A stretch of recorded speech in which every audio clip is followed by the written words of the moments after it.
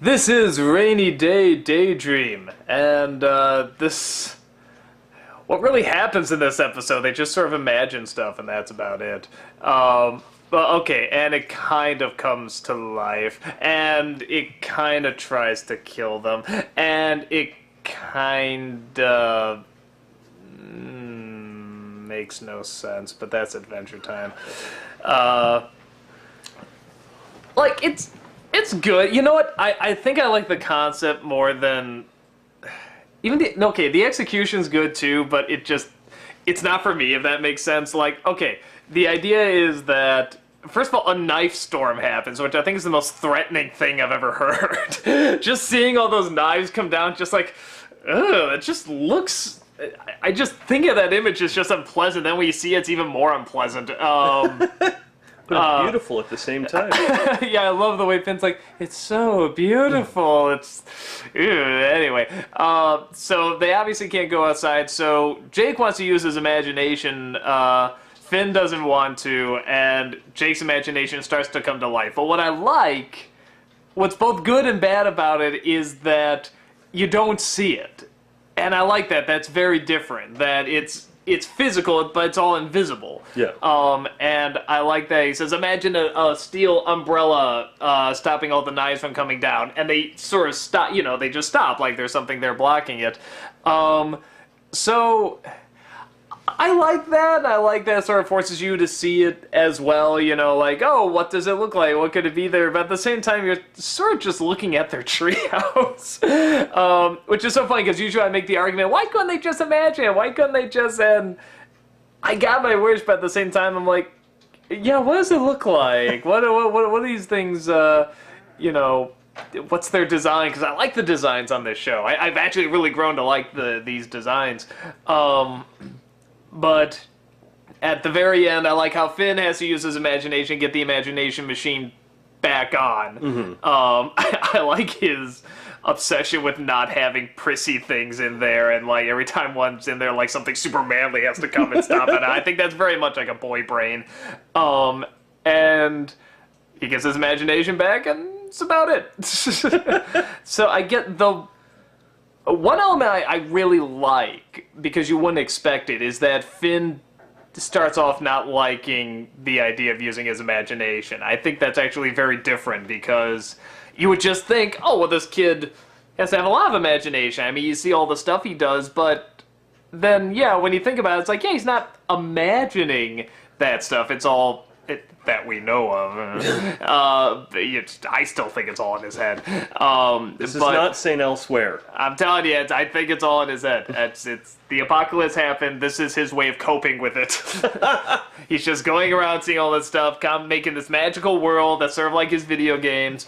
It just all sounds like boy fancy to me, but that's my guess. So, but which would make sense why he can't use his imagination either, because he's already using his imagination. So it'd be difficult for him. He's like, no, I don't want to do that thing where you imagine that you're somewhere else, because that's dumb. Even though that's what he's doing, so it would make sense. Anyway, even if it's not, the idea that he would still not want to use his imagination or just find it boring, I think is very interesting.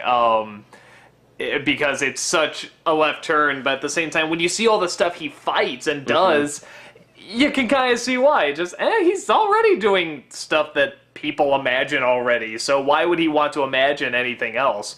So I like that aspect, and I do like how at the end he has to actually start using it, you know, to create the machine. I like when the imagination is turned off, how boring Jake is. I like he plays one note on the violin, like that was great. So, yeah, it's good. I'm not saying it's bad. I'm saying that I wish it's the impatient side of me that's like, you know, come on, I want to see the monster. I want to see the thing. Even though I acknowledge it's very clever, and that's actually sort of what makes it kind of brilliant in a sense that you're forced to imagine it yourself, but it still drives me nuts. But that's just me. That's a total, just me, personal squirming thing. So how about you? Personal squirming thing? I don't know. Sounds like a disease. I have personal squirming thing. No, for me, you know, having two kids, when they were younger and they would do their whole imagination thing and they'd be running around the house doing their thing, they would just describe it. I literally was like the outsider, like we were with Finn and Jake. We only got to see nothing, because we weren't the ones imagining it. We were just kind of watching them imagining things, and it's like watching some kids just in your house doing the exact same thing. So for me, it brings a smile to my face, because anytime I see this episode, I think of my kids and them running around just doing and going crazy with their imagination. Because you got to think back, when you were a kid running around doing whatever, imagining things, your parents were like...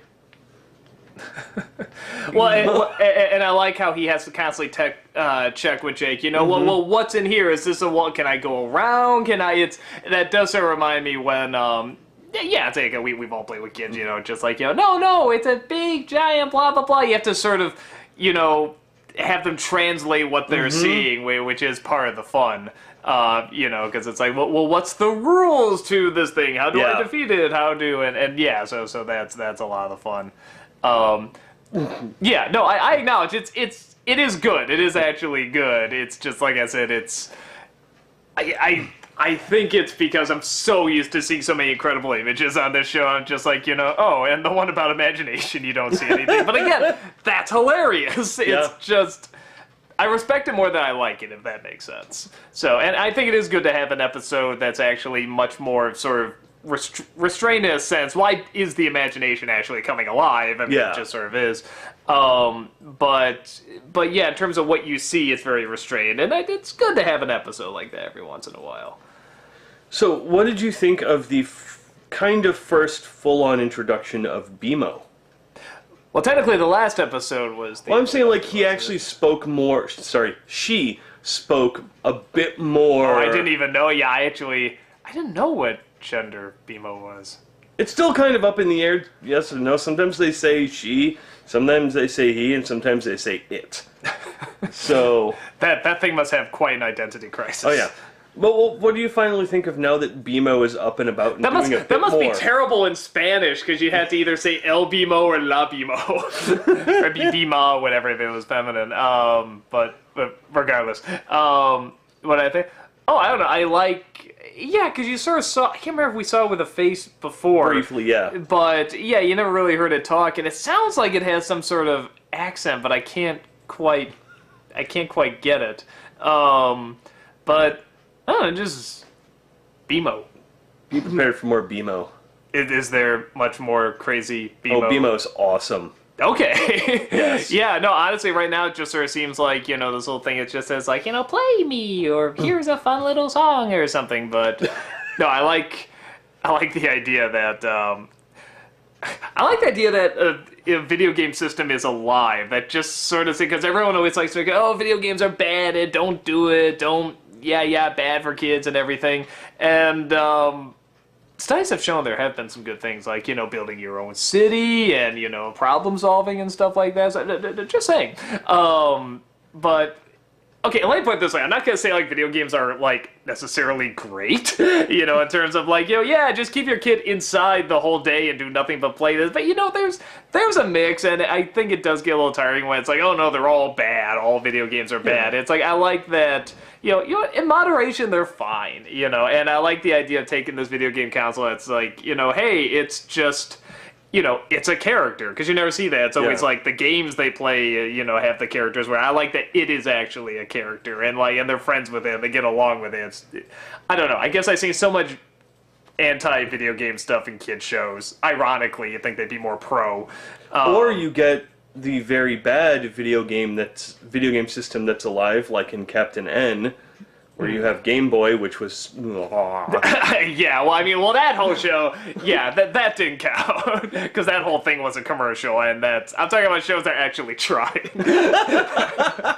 So I like that. I like something that's taking... I don't want to say a stance, but sort of this outlook that, not all video games are terrible and that, you can be friends with your video games. It's not like, hey, remember how all the grown-ups are saying video games are bad and stuff? Well, remember it. No, in moderation, it's fine, in my opinion. So, last thing I'd like to say is one thing I do truly love about this show, and it happens almost every episode, is the one with the Wolves.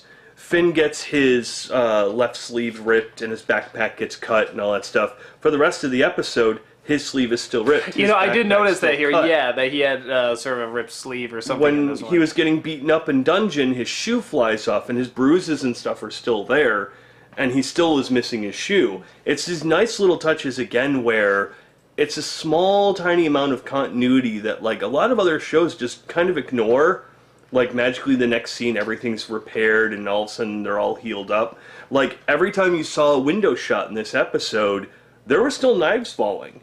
Like, they could have completely ignored it and said, you know what, no one's going to even notice if we have the knives outside the windows or not. Even though Tree Trunk shows up in an episode, but that's the way they promote. I already brought up 2 continuity errors so far. That's and the way fingers. But yeah, I know what you're talking about, where they're actually making the effort. Yeah. I always liked it in I mean, every animation has this different style, but something, it sounds strange, but I always think is really cool is when I'll look at a show or a movie, whatever, and when I can see the wrinkles in the clothes, I think that's really neat. It's like, okay, they're going the extra mile, you know, there to actually, like, you know, just have the little wrinkles in the clothes. And it sounds strange, but it is sort of like, you know, how I sort of match the details. Like, how many wrinkles are there, like, when someone goes like this? How many wrinkles are in the shirt? You know, and stuff like that. So I don't think it's a...